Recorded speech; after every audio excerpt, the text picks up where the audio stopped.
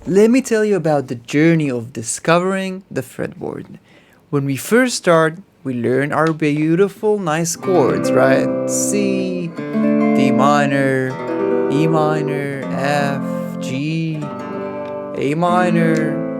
Rarely we learn the diminished degree, which is kind of funny, right? And only later we are introduced into pentatonics.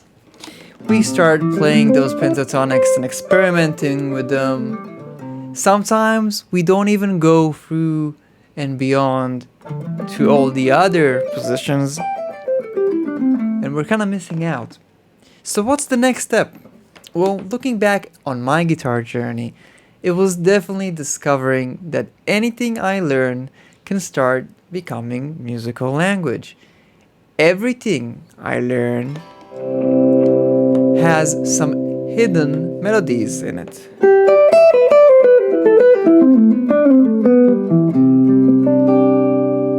If I learn D minor, hidden melody. E minor,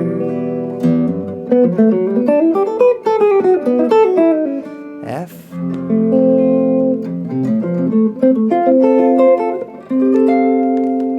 let's say you can't do that yet. Well, that's exactly what I'm about to explain to you today. By the end of this video, you're about to discover how you can take any chord you ever learned, any pentatonic shape you ever learned, and make it 10 times, 20 times more interesting, and even find your own voice. That simple. Please make sure to subscribe, like, and hit the bell, and let's begin. The first thing you need to start doing is take a chord you learn, and I'm going super basic here today. You learn C, right? You're gonna say out loud the notes. I know it's a headache, but it really is gonna change everything. Do it with me. C, E, G. Great. Pick a set of strings and look for those notes. C, E, and G. You see? Already, you know how to play this C chord over here. Now, I want you to start appreciating the beauty of this thing called inversions in music. Now, don't get distracted by terminologies. Just listen, for example.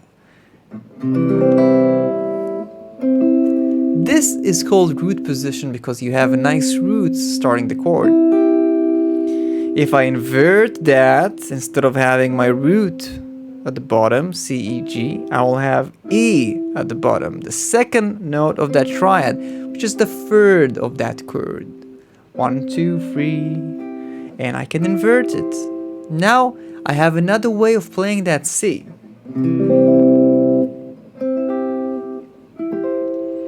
And then I can invert it furthermore into a second inversion. How do I start creating melodies with it? How do I treat this as actual music? You play the chord and you start playing the associated shapes, triads.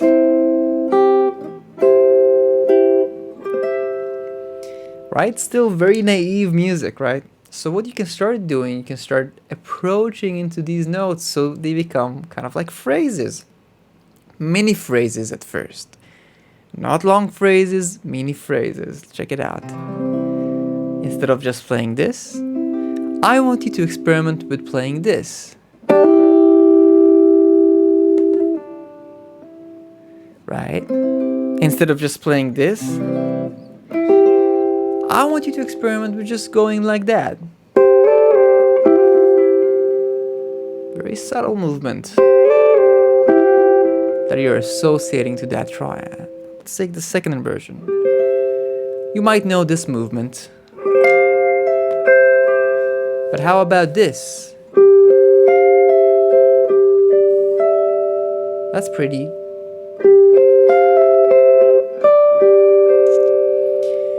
I call these nested melodies or nested phrases. You're nesting the melodies inside of the triads. You're not just learning the triads, you're starting to create stuff with them.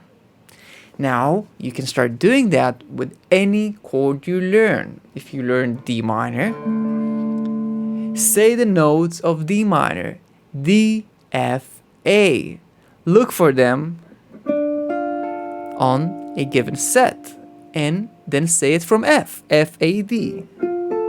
Invert it. And you have the minor inversions and start associating different feels and movements into those as well. D minor. How about a nice... That was pretty advanced, I know. But how about just sliding into it? Already more musical. How about this? I want to do something like that.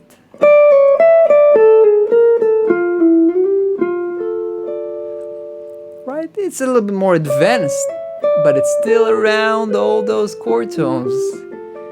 What about this? You might know this melody. That's something that is gonna change your playing completely. From now on, you're learning a chord, you can invert that chord on a given set, and you're starting to bring in those creative juices to start putting bits of language and ideas into everything you play, into everything you learn. Teaching and practicing this, using this for over 2 decades, I have crafted an entire series that you can access in the link in the description of this video that is gonna go from making sure that you know all the triads all over the fretboard, how to start putting different movements into them, how to create arpeggios with them, how to start making them sound like jazz using enclosures and different chromatic approaches, all the way to the essentials of jazz like voicings, bebop, chromatic etudes, different etudes that are connecting all of the dots into creativity, licks, melodic minor, diminished, everything in one full lifetime access is waiting for you in the description of this video. So check it out. Over 3 years of work has been put into it, and I think you're gonna love it. If you're enjoying this video, please make sure to like and subscribe, and also check out this video right over here, which I'm sure is gonna help you on your musical journey. Check it out.